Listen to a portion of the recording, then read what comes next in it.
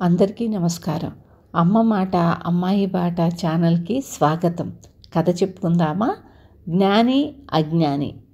శశాంక నగర సమీపంలోని కొండల్లో వీరేశుడు అనే గజదొంగ ఉండేవాడు. వాడు తన అనుచరులతో కలిసి దారిపోయే ప్రయాణికులను దోచుకోవడమే కాక అప్పుడప్పుడు నగరంలో కూడా దొంగతనాలు చేస్తూ ఉండేవాడు. ఒకసారి వీరేశుడు నగరానికి 3 అనుచరులను పంపాడు. వారం రోజుల తరువాత వాళ్లల్లో ఒకడు తిరిగి వచ్చి విచారంగా తల వంచుకొని నిలబడ్డాడు. వీరేశుడు వాణ్ణి, ఏం జరిగింది? తతిమా ఇద్దరు రాజభటులకు దొరికిపోయారా అని అడిగాడు. అయ్యా, వాళ్ళు దొరికిపోయింది రాజభటులకు కాదు, ధర్మచూడు అనే ఒక నీతి బోధకుడికి అన్నాడు దొంగ. వీరేశుడు వాణ్ణి జరిగిందేమిటో వివరంగా చెప్పమన్నాడు. దొంగ ఇలా చెప్పాడు. మేం 3 పగలల్లా నగరంలోని ధనికుల ఇళ్ల ఆరాలు తీస్తూ రాత్రికి సత్రంలో పడుకునేవాళ్ళం. 4 రోజుల క్రితం సత్రానికి ఎదురుగా ఉన్న గుడి మండపంలో ధర్మచూడు అనే మహాజ్ఞాని వచ్చి దిగాడని, ఆయన శాస్త్రాల్లోని పురాణాల్లోని ధర్మ విషయాలు చెబుతాడని తెలిసింది. ఏదో కాలక్షేపం జరుగుతుందని జనంతో పాటు మేం 3 కూడా వెళ్ళాము.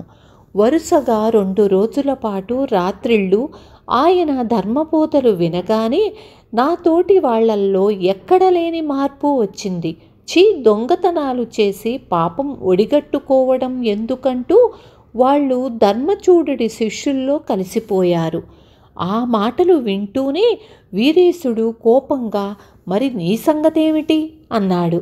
నాకు ఈ పాపకర్మ నుంచి బయటపడాలనే ఉంది, అయినా ముందు ఆ సంగతి మీకు చెబుదామని వచ్చాను అన్నాడు దొంగ.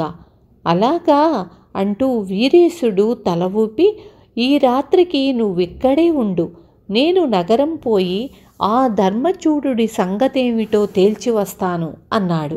ఆ రాత్రి వీరేశుడు వెళ్ళేసరికి గుడి మండపంలో ధర్మచూడు పురాణ శ్రవణం చేస్తున్నాడు. జనం ఆయన మాటలను మైమరచి వింటున్నారు.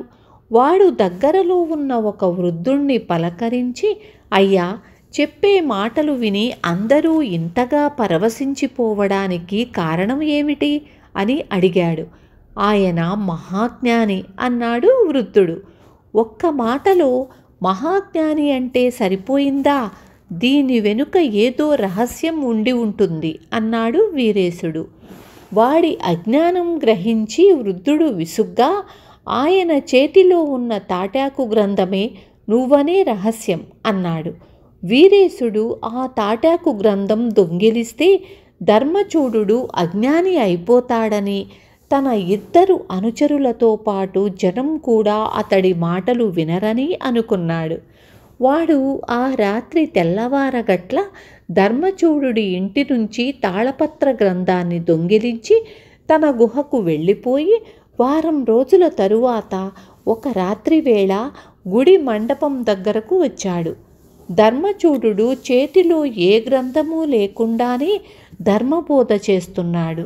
ప్రజలు తన్మయులై వింటున్నారు. దానితో తన అజ్ఞానానికి, తను చేస్తున్న పాప కృత్యాల పట్ల వాడికి ఏవగింపు కలిగింది.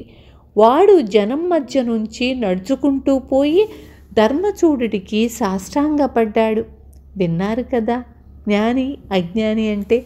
రేపు మళ్ళీ ఇంకొక మంచి కథతో మీ ముందుకు వస్తాను.